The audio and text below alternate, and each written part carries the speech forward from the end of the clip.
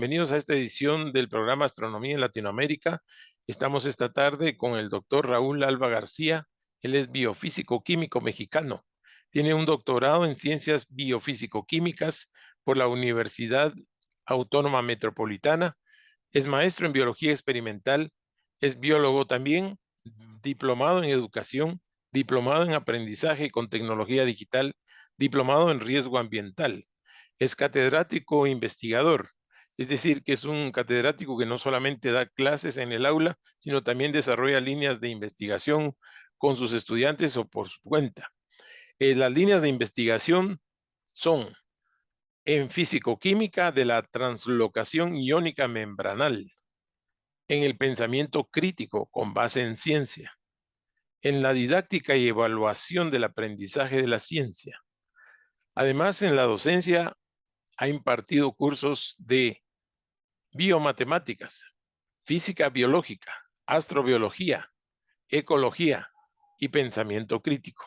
Actualmente también es docente en la universidad y ahora vamos a precisamente de eso vamos a platicar con él para conocerlo más para este programa que lo que pretende es conocer qué estamos haciendo en diferentes países de Latinoamérica, en las diferentes ciencias y relacionadas de una forma u otra con la astronomía. ¿Qué tal, Raúl? Muy buenas noches. ¿Cómo te encuentras allá en la Ciudad de México?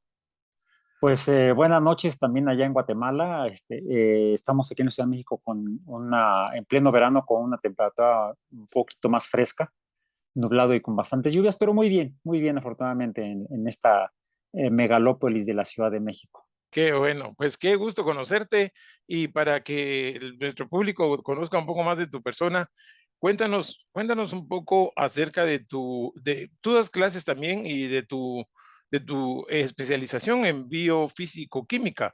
Es difícil encontrar a alguien especializado en tres ciencias. Pues sí, tres o una especie de ensalada. Mi formación básica es efectivamente la licenciatura en biología. Me titulé en la Universidad Autónoma Metropolitana. La maestría la hice en biología experimental ahí mismo y el doctorado todas estas dos fueron en la División de Ciencias Biológicas y de la Salud de la Universidad Autónoma Metropolitana en su unidad en Iztapalapa. Es una universidad que fue fundada en 1974, una universidad federal, estatal, dependiente del Estado, pero que se administra independientemente de manera autónoma, pues la Universidad Autónoma Metropolitana.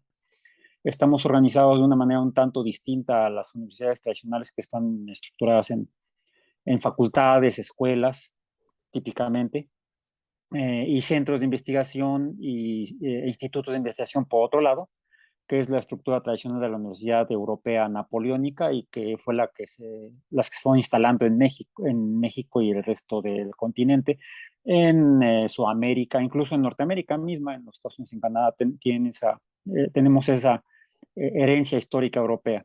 Pero la UAM se fundó en 1974 con un modelo distinto, descentralizado, y con una estructura académica diferente. Entonces, ahí somos todos profesores e investigadores, organizados no en facultades ni escuelas, sino en divisiones académicas.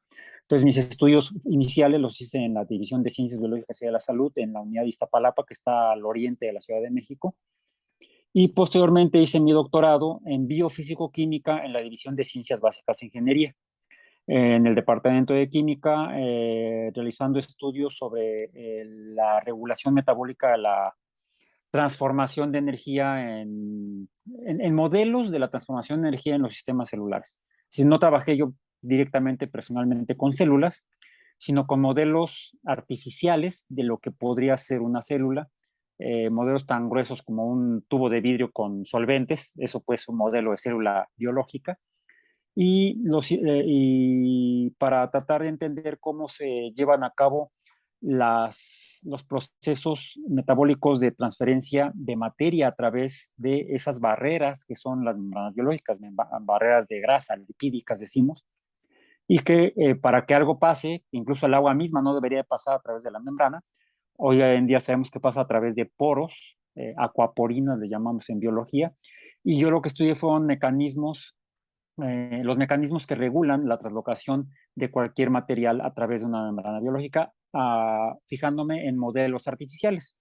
Por eso fue que lo hice utilizando tecnologías y técnicas físicas para el estudio de esos procesos, y por eso fue que acudí al departamento de química en el área de biofísico-química para estudiar esos fenómenos, y por eso mi doctorado es en ciencias biológicas en ciencias básicas e ingeniería en el área de biofísico-química. ¿Qué es lo que hace un profesor investigador? Pues de hecho, a diferencia de lo que tradicional y normalmente se hace en la mayoría de las universidades napoleónicas, en la cual la investigación, los investigadores, las personas que hacen investigación de cualquier área científica, humanística, filosófica, artística, están en centros de investigación o centros de desarrollo de conocimiento o institutos, y los estudios que se otorgan o que se ofrecen para otorgar títulos profesionales, títulos de licenciatura, esas actividades se realizan en escuelas o en facultades. En la UAM se creó con la idea de que fueran los investigadores que generan el conocimiento los encargados de participar en las actividades educativas, comunicando, transmitiendo su experiencia profesional en la generación de conocimiento a los futuros profesionales en los estudios de licenciatura inicialmente. Entonces, por estructura y por ley, en la UAM, el personal académico debe realizar al menos 2 de 3 actividades académicas, ya sea la docencia y la investigación, o docencia y comunicación o difusión de la cultura, o investigación y difusión de la cultura. Son esas las tres actividades que realizamos por la ley que creó la universidad. Debemos realizar actividades educativas a nivel superior, ya sea a nivel de licenciatura o de posgrado. Debemos realizar investigación en algún campo del conocimiento humano, y debemos además contribuir a la conservación de este conocimiento y a difundirlo a la sociedad. Y son esas las 3 actividades que estamos por contrato comprometidos a realizar. En cambio, en una universidad tradicional, pues un profesor que da clases casi siempre se dedica solamente a eso, al menos en esa institución, mientras que tal vez haga investigación en otro lugar, y el investigador en el instituto o centro de esa universidad, a lo mejor lo único que tiene como estudiantes son a los de posgrado, no hacia los estudiantes básicos de licenciatura. Y también, por otro lado, están los centros culturales universitarios, en los cuales pues está la gente que se dedica a ese tipo de actividad social, comunicación del conocimiento a la sociedad en la cual se encuentra. O en el caso de la UAM, las actividades de difusión cultural también deben ser llevadas a cabo por el personal académico. Tengo entendido que tienes estudiaste periodismo científico. ¿Te gusta la Bueno, divulgación? desafortunadamente no lo pude estudiar. Yo me gradué allá por el precámbrico, hace ya muchos años, en 1983. Y pues estaba muy fresca el estreno de la serie de Cosmos y la publicación de su libro de Carl Sagan, por Carl Sagan. Y no solamente fue esa gran producción de divulgación o comunicación de la ciencia la que me hizo ser tentado habiendo yo estudiado biología, la licenciatura en biología, pues me vi tentado a más que, o quizá además de quizá trabajar como biólogo, a comunicar la biología a la sociedad en la cual me ubicaba yo en ese momento, que era la Ciudad de México. Junto con los trabajos, bueno, con esta producción de Cosmos, pues había yo crecido viendo a Jacques Cousteau en la televisión, había crecido viendo los entonces excelentes documentales de la National Geographic Society de los Estados Unidos, y otras producciones de televisión, incluso de cine. También estábamos en esa época bombardeados por revistas como Discover Magazine, como OVNI, y otras, incluso revistas mexicanas de divulgación de la ciencia. Y fue por eso que después de haber trabajado como profesor en una preparatoria aquí en la Ciudad de México, una preparatoria dependiente de la UNAM, pues yo quería dedicarme a la divulgación de la ciencia, a la comunicación de la ciencia, y busqué estudiar una maestría en periodismo científico, pero me topé con la sorpresa de que no existía. Ah, En 1983 no existía en México. mm, ¿Sí?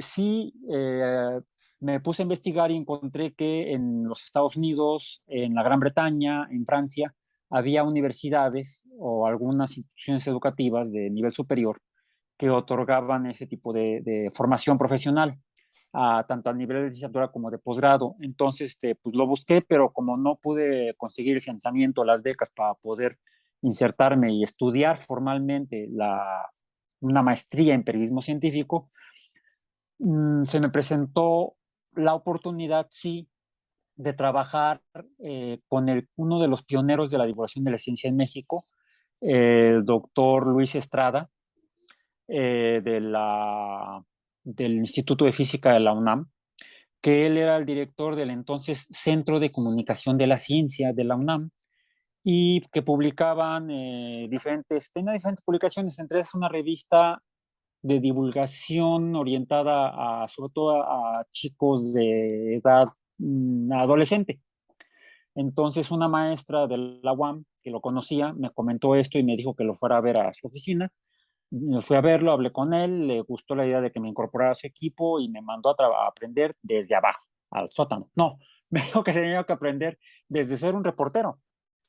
Entonces, mi primera labor fue como reportero científico saliendo a la calle a buscar notas.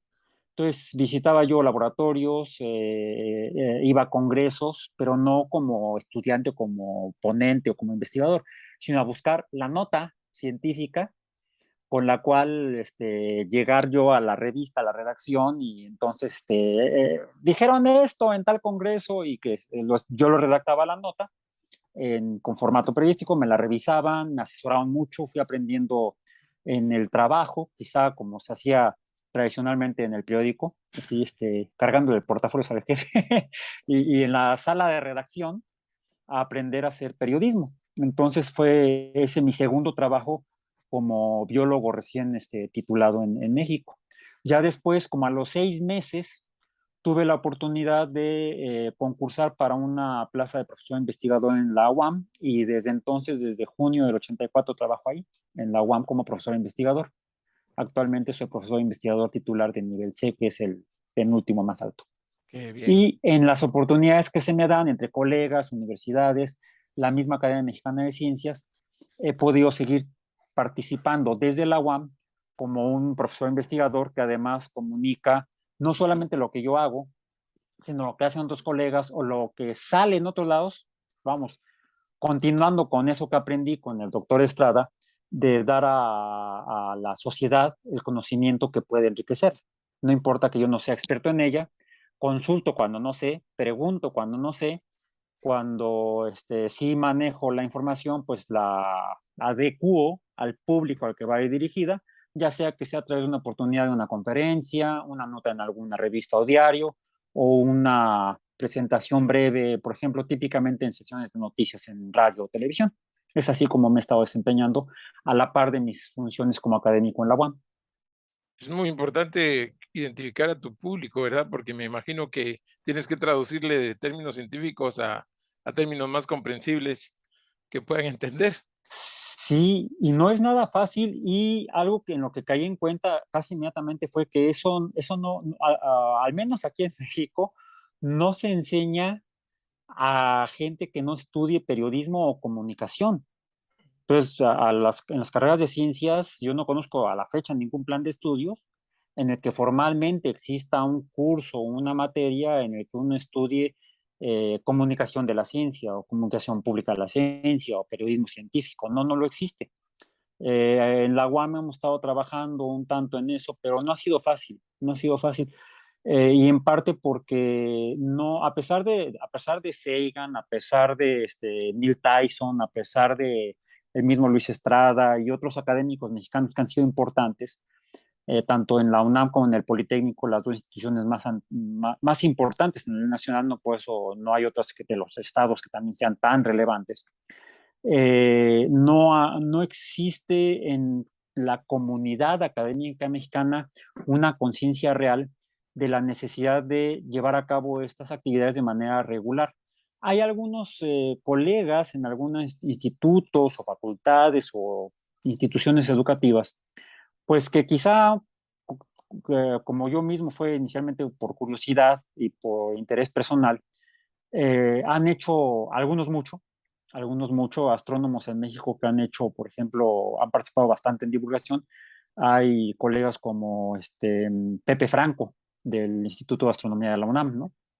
Está él, hay biólogos, algunos biólogos en la UNAM,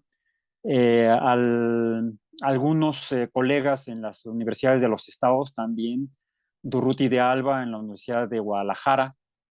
Él también ha participado bastante en divulgación, pero están muy metidos, como que a veces en las universidades nos cargan mucho la mano en nuestras actividades académicas, en detrimento de esa otra actividad tercera, no por eso la última en importancia, de comunicar el quehacer académico y el conocimiento a la sociedad. Y eso, pues, creo que en México y me parece que en los países hermanos de Latinoamérica hay experiencias similares en las cuales nos ha costado trabajo, primero darnos cuenta de que tenemos un compromiso con estas sociedades de llevarles este conocimiento de manera comprensible y no como, miren lo que hago, presumiendo, no, eso no.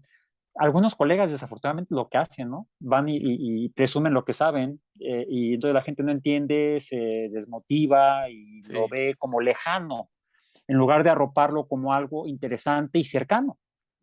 Y además comprensible, no por eso simple. ¿Eh? Sí, correcto. y encontrar colegas que vean que tienen que hacer el esfuerzo, que no es fácil, de algo complejo, presentarlo simplificado, sin que pierda seriedad ni nivel de conocimiento, es poca la gente con esa experiencia. Sí, Pero la hay, y la idea es cultivarlo, promoverlo y compartirlo con los colegas para que tengamos un mayor impacto social y entonces haya una retribución de la sociedad al entender, decía, precisamente ya asustó, que lo que no se conoce no se puede amar. claro. Por eso era su interés de dar a conocer los mares por medio de sus producciones de cine y televisión, y luego sus libros, ¿no? Entonces, también Sagan decía que cuando uno ama algo debe darlo a conocer, Ah, y sí, quizás nos falta esa conciencia. a propósito de Sagan, cuando te he escuchado o te he leído hablar de Carl Sagan y de Cosmos, me da la impresión de que sabes mucho de él, que has leído mucho de sus libros y que te gusta mucho la forma que él divulgaba. Cuéntanos algo de eso.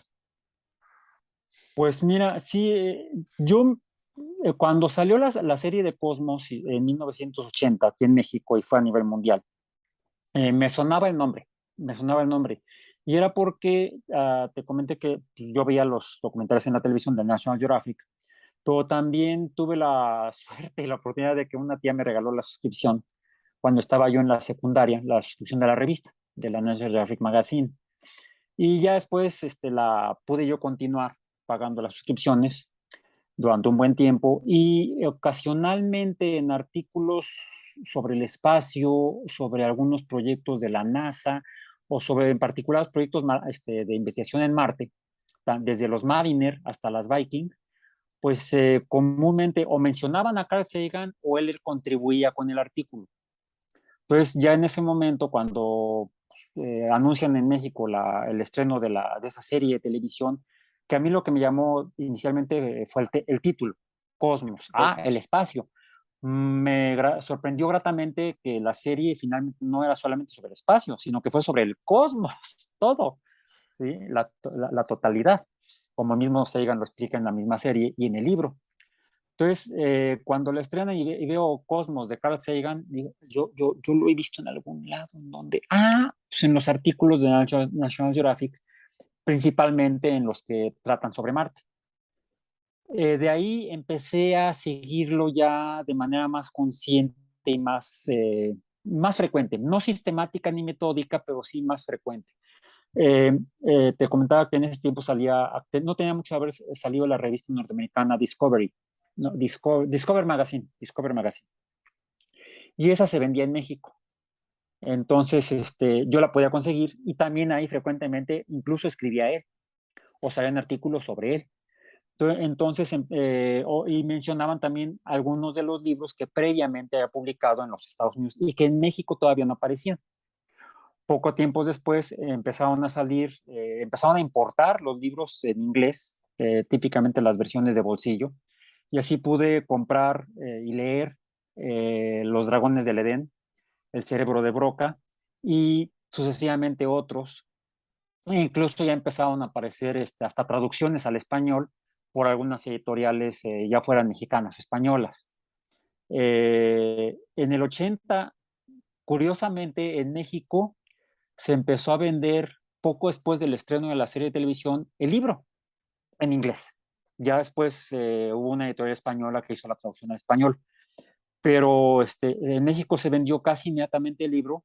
Yo todavía estaba estudiando la carrera, la licenciatura, la estudié entre el 79 y el 83, la serie se estrenó en el 80, y un día regresando yo de clase, de tomar mis clases en la universidad a casa, me encontré en la almohada de mi cama el libro que me lo había comprado mi mamá. Ahí lo tengo todavía, ¿sí? Entonces, pues desde ese momento lo devoré.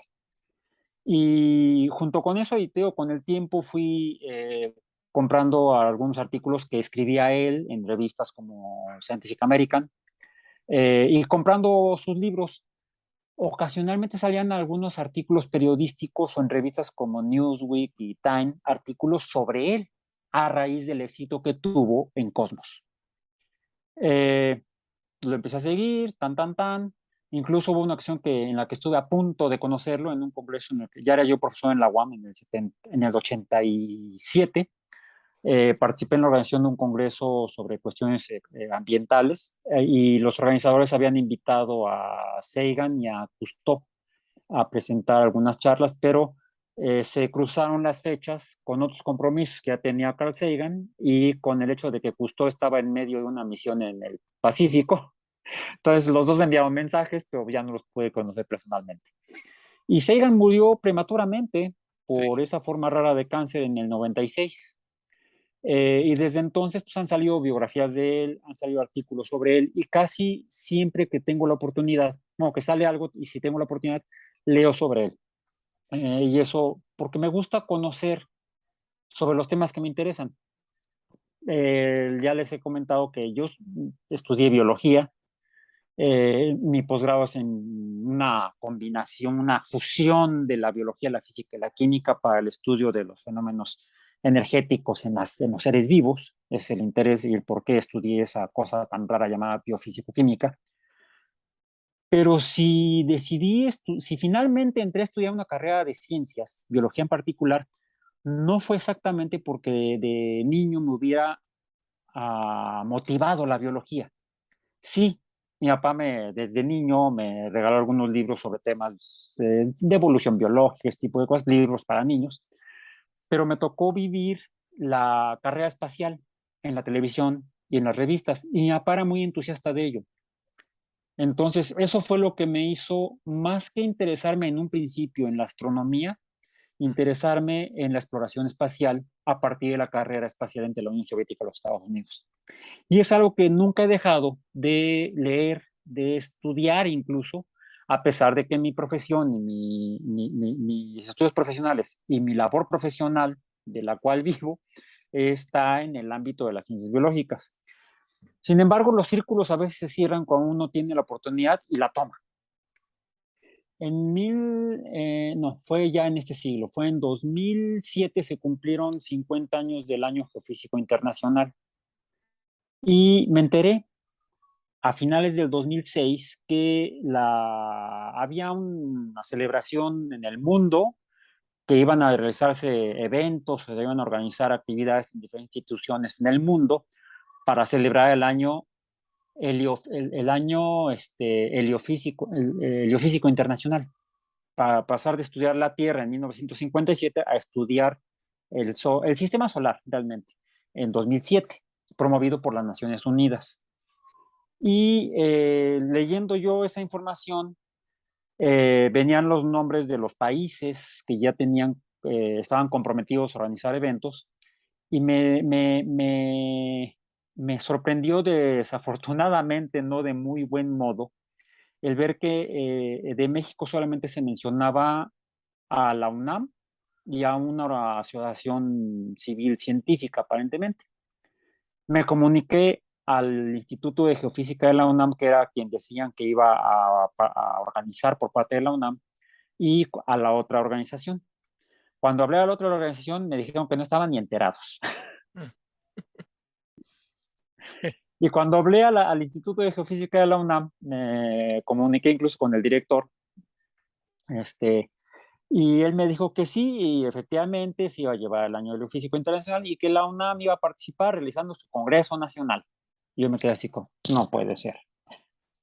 Cuando México fue uno de los países promotores y que más le metió en 1957 al Año Geofísico Internacional. Como consecuencia de eso, México empezó a hacer sus primeros experimentos en lanzamiento de cohetes cuando estaban empezando en todo el mundo. Los primeros se lanzaron incluso por la Universidad de San Luis Potosí, en lo que se llamó entonces Cabo Tuna. ¿Sí? Esa es otra historia, en fin. Y en cambio, en esta ocasión, México estaba casi ausente, ¿no? Entonces le comenté al que era el director de la División de Ciencias Biológicas, que es donde yo trabajo en la Universidad Palapa de la UAM, amigo mío y amigo de mi esposa, y le dije, oye, fíjate que me enteré de esto y prácticamente México no va a participar más que con esto de geofísica. Y me dice, pues Raúl, organiza algo. Bueno, ya sabía yo que me da ya se ve que a mí me da por organizar eventos académicos o de ese corte. Y finalmente hicimos un evento al cual, que en la investigación para ver a quién invitábamos y abordar temas que no fueran solamente la parte tecnológica de los cohetes, abordamos desde los aspectos sociales y humanísticos del impacto de las actividades espaciales hasta la parte tecnológica. Por supuesto, desde el punto de vista de interés de la biología, abordamos los sistemas de percepción remota para estudios de la Tierra, de los mares, etcétera. Y me enteré que en ese momento había un grupo de personas en México, académicos, empresarios, incluso estudiantes y algunos pocos políticos o miembros del gobierno que estaban buscando la formación de una agencia espacial en México, que ya no existía. México tuvo una en los 60, se canceló por motivos X, y desde entonces México no tenía un organismo encargado de los compromisos que tenía México en materia del espacio. Esto los atendía una oficina de la Secretaría de Relaciones Exteriores o el Ministerio del Exterior de México. Pero nada más. Entonces, enterándome sobre eso, encontré el nombre del presidente de la Comisión de Ciencia y Tecnología de la Cámara de Senadores, un doctor, Javier Castellón, que él tenía en su mano la iniciativa de ley para ver si se creaba o no la Agencia Espacial Mexicana. Entonces me comuniqué con él y lo invité a que en el evento nos hablara de eso.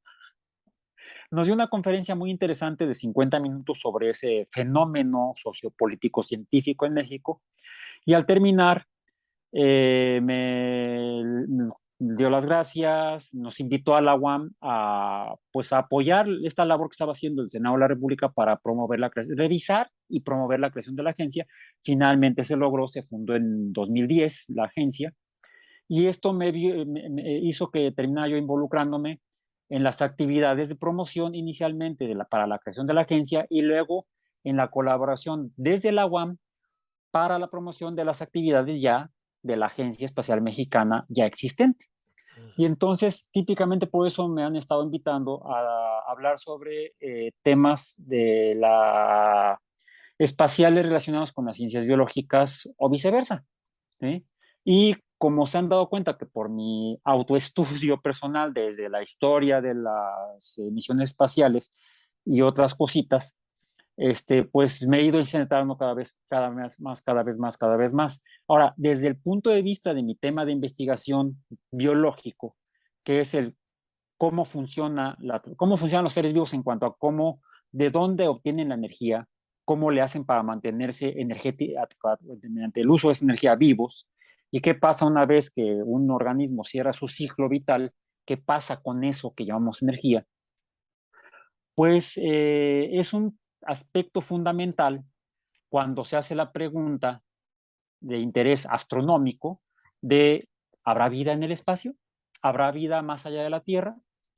De hecho, este es un campo del conocimiento que formalmente fundaron hace ya, pues, casi podríamos decir que 80 años, o quizá no tanto, en la, finales de los 50, principios de los 60, personas como el mismo Carl Sagan, como Frank Drake y como el doctor Joshua Lederberg, microbiólogo, premio Nobel en Medicina y Fisiología por estudios en microbiología, que él fue el primero en proponerle a la recién fundada NASA que además de perseguir a los soviéticos y tratar de poner al menos una toronja en el espacio, que eso fue el Explorer, ¿te acuerdas? Sí, Y buscar poner astronautas en el espacio, que sería muy importante, no solamente interesante, sino importante, eh, a usar esa nueva tecnología para buscar vida más allá de la Tierra, vida afuera,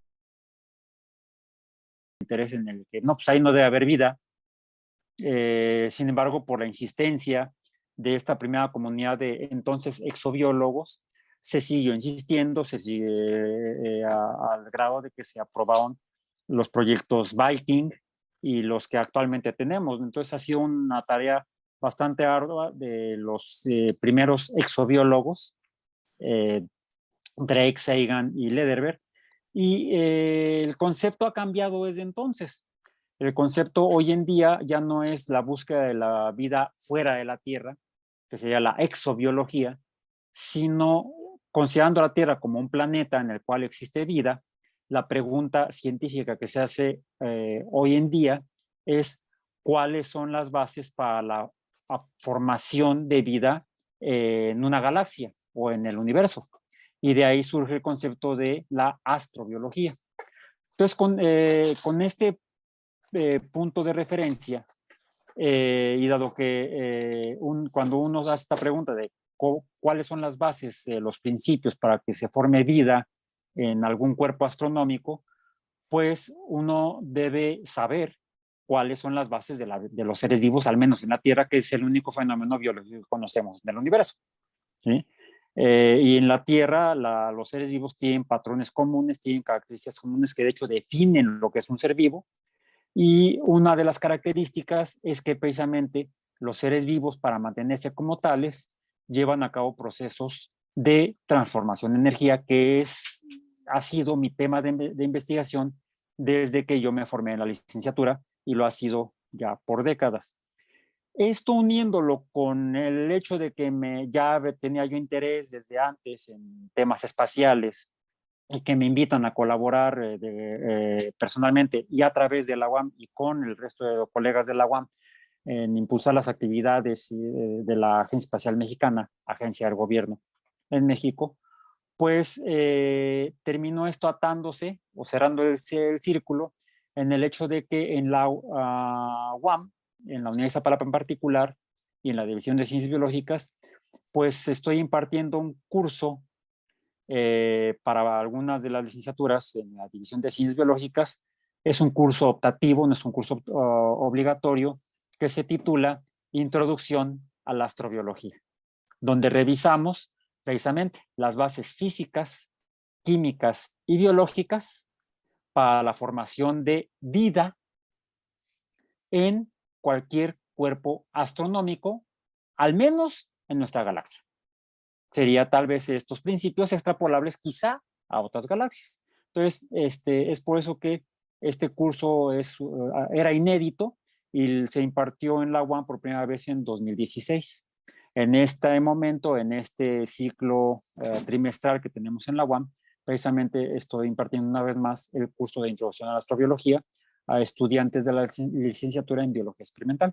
Y lo grato es que siendo un curso optativo, cuando se ha ofrecido siempre ha habido un número relevante de chicos de los últimos 2 años de la licenciatura en Biología Experimental que están interesados primero en enterarse que esto existe y que es un campo más en el cual pueden desempeñarse como profesionales de las ciencias biológicas, no solamente en México, sino en el mundo, por lo que actualmente sabemos que hay proyectos de investigación astrobiológica en diferentes países e incluso muchos de ellos son proyectos de colaboración internacional.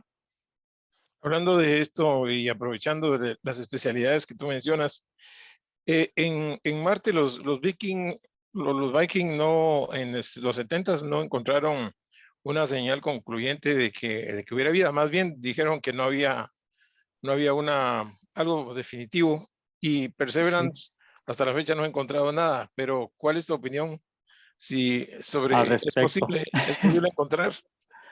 Pues mira, precisamente he tenido que estudiar mucho para impartir este curso, más allá de lo que yo sabía previamente.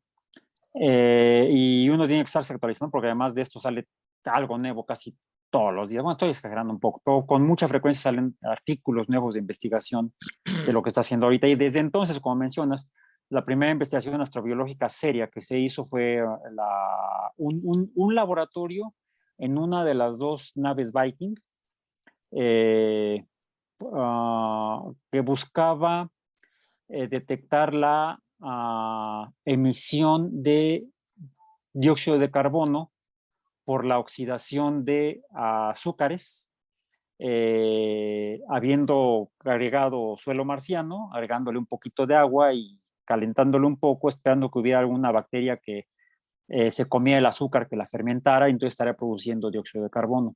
Creo que así era el experimento. Y cuando llegan los primeros resultados, pues salen positivos.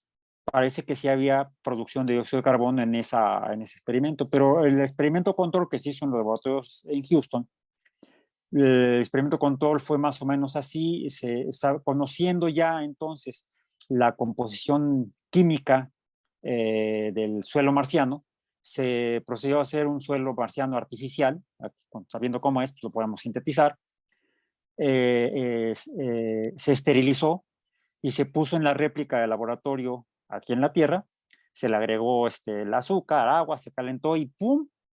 Sin tener microorganismos, se presentó el mismo resultado que en Marte. Es lo que llamamos en ciencia un resultado no concluyente. Incluso en aquel tiempo también sí lo estuve siguiendo la investigación de este proyecto en su momento, aunque era todavía estudiante de bachillerato, todavía no entraba yo a la universidad en esos años. Pero me encontré en una revista creo que fue en Newsweek, creo, por el estilo, llegó aquí mi gato espacial a saludar. Este, uno de ellos. En esta revista le pidieron a uno de los investigadores del proyecto que escribiera una nota con la pregunta: ¿hay vida en Marte? A partir de los resultados de las Viking. Y las normas editoriales de la revista establecían que el artículo tenía que ser de 200 palabras. Un artículo corto, un artículo breve. Creo que era Newsweek o Time, una de estas las revistas. Y este científico escribió 100 veces: nobody knows, nobody knows, nobody knows. Nadie sabe, nadie sabe, nadie sabe. Porque el experimento es no concluyente. No. Con ese experimento como aprendizaje, como curva de aprendizaje, y en la revisión de los proyectos de NASA y los científicos que colaboran con él, ya no solamente norteamericanos, sino de otros países, dentro de ellos, bueno, uno de los científicos mexicanos que ha colaborado, o que llegó a colaborar, ya falleció desafortunadamente, el doctor Rafael Navarro de la UNAM, llegó a participar, me parece que en Curiosity, que está ahorita operando en Marte. Él precisamente diseñó uno de los pequeños experimentos que lleva a cabo Curiosity. Se dieron cuenta que a partir de los resultados no concluyentes de Viking, que lo primero que se tiene que conocer antes de aventarse a hacer experimentos biológicos es conocer cómo es el cuerpo astronómico, incluso basándonos en la ecuación ahí va otra de mis especies, de mis amigos felinos, son algunos, Excelente. sí llegan del espacio. El, híjole, no es que me distraen y de repente se me va el avión, que es re fácil. Señor Sí, doctor Rafael sí, Navarro. de Curiosity. Se dieron cuenta que antes de proponer experimentos biológicos para buscar biomoléculas o actividad metabólica, necesitamos acudir a la famosa ecuación de Frank Drake, esa que termina, para calcular el número de civilizaciones en una galaxia, que termina con la L, cuánto vive esa civilización.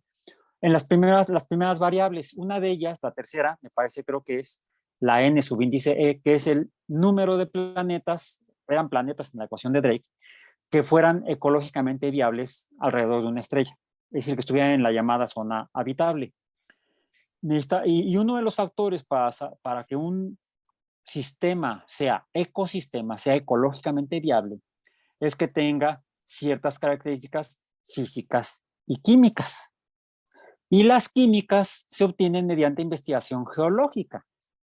Fue por eso que las siguientes misiones no tripuladas, por supuesto, robóticas, ya fueran sésiles, o sea, no, inmóviles, o rodantes, móviles a Marte, se planificaban más bien como si fueran geólogos de campo, para poder estudiar la geología marciana y la geoquímica marciana, la química atmosférica marciana, la física atmosférica marciana, y ver entonces si efectivamente en Marte se puede contar con un ambiente ecológicamente viable, ya fuera hoy en día o en tiempos pasados. Y es como está proyectado o programada el proyecto actual de Perseverance. Y ha sido un paso a paso para ya no aventarse como lo hicieron en el 76 con las Viking, que se emocionaban mucho y finalmente el resultado fue bastante frustrante. Pero así es Pero la ciencia, a sí, veces pues das se va dos pasos aprendiendo. para adelante y tres para atrás. Se va aprendiendo, claro, Sí, en todo esto, ¿verdad? así es. Se va aprendiendo. Ok. Ujú. Además de eso, hace poco tiempo se anunció fosfina en las nubes de Venus. Me gustaría saber Ajá. tu opinión también al respecto de eso, porque a mí me pareció un anuncio muy serio que hizo una doctora astrónoma públicamente y luego no se desmintió, pero parece que no era lo que había descubierto. Entonces, Es un resultado similar al caso Viking del 76, solo que en situaciones específicas distintas, además de que en un planeta diferente. Venus también era uno de los que más se tenía esperanza, porque pues, las nubes, hasta en Cosmos, el mismo Sagan menciona esa anécdota, ¿no? Nubes, vapor de agua, mucha, pantanos, dinosaurios. ¿Sí? Bueno, eso, vean el capítulo. Eh, pues después de que se midió la temperatura primero por observaciones radiotelescópicas y ya después con las misiones espaciales, pues se confirmó, y las misiones robóticas soviéticas, se confirmó que la temperatura en la superficie de Venus es de 460 grados Celsius. O sea, ahí no vive, o no, sería muy difícil que algo viviera ahí, al menos con base en la vida como la conocemos en la Tierra, vida basada en carbono. Pero ya en ese tiempo, cuando el mismo Sagan en su tesis doctoral estudió y proyectó esas altas temperaturas en Venus, él mismo tenía la esperanza de que en algún nivel de la columna atmosférica de Venus pudiera haber una región en la que la temperatura no fuera tan extrema, pero también habría que considerar la composición química y el perfil de la composición química en la atmósfera venusina para poder establecer alguna hipótesis de que pudiera haber algún tipo de vida en esa región, lo cual implica complicaciones en cuanto a los procesos de evolución de vida en diferentes tipos de sustratos, que son temas de investigación astrobiológica. Por lo que sabemos, por lo que hipotetizamos, porque también no tenemos datos 100% o 99% seguros, pero los modelos que sugieren cómo surgió la vida en la Tierra es que esta probablemente surgió en charcas, no en grandes océanos, sino en pequeños cuerpos de agua, donde la materia química estaría concentrada y por efecto de fenómenos energéticos, ya fueran térmicos o eléctricos, relámpagos, pudieran haberse dado las reacciones químicas que dieran lugar a las biomoléculas y luego a la formación finalmente de los protoorganismos. Y eso requiere un sustrato como más sólido, ¿no? Donde se encuentre en esa materia reaccionando. Y un problema de los sistemas gaseosos es que las reacciones sí son más rápidas pero si estás en un campo gravitacional, eso termina precipitando. Entonces necesitarías tener corrientes de convección Sí, que pues, mantuvieran eso ahí flotando. Y ¿cómo se es va un a mantener? poco lo que en el 73, en un artículo en Science, publicaron Sagan y Salpeter de una hipótesis en la que sugerían que pudiera haber organismos que se hubieran formado y evolucionado en las nubes que forman a Júpiter. Entonces, hipótesis hay muchas, experimentos u observaciones astronómicas o robóticas, ha habido ya cada vez más, lo que permite a veces echar a volar la imaginación con base en ciencia, lo decimos en ciencia, ¿cómo le decimos? Una especulación educada, es así como le decimos. O sea, no es una idea loca, sino que con base en ciertos paradigmas y evidencias reales, experimentales, teorías fundadas, se puede especular. Pero como siempre, ahí plantea una hipótesis y las hipótesis deben probarse. ¿Sí? Desde el punto, Un sí, comentario nada más. ¿Podríamos terminar en unos 10 minutos? sí, Sí, claro, ok, bien. sí, muy bien. Desde el punto de vista biofísico y químico, Ajá. ¿qué posibilidades hay de encontrar vida en el sistema solar? En el resto. Pues mira, salió Venus y vimos que la temperatura es muy alta, 460 grados Celsius. Y no solamente eso, la presión de la atmósfera a nivel de suelo en Venus es 90 veces la atmósfera terrestre. O sea, además está presionada, lo que haría pensar que es más difícil. Pero en la década del 70, investigaciones oceanográficas en el Pacífico por el Instituto Scripps de la NOAA de los Estados Unidos, con el submarino o con el sumergible experimental Alvin, encontraron a 5 kilómetros de profundidad, es decir, a una presión de 500 atmósferas. ¿Sí? Una columna de 10 metros de agua marina equivale a una atmósfera. Si estamos a 5,000 metros, estamos hablando de 500 atmósferas.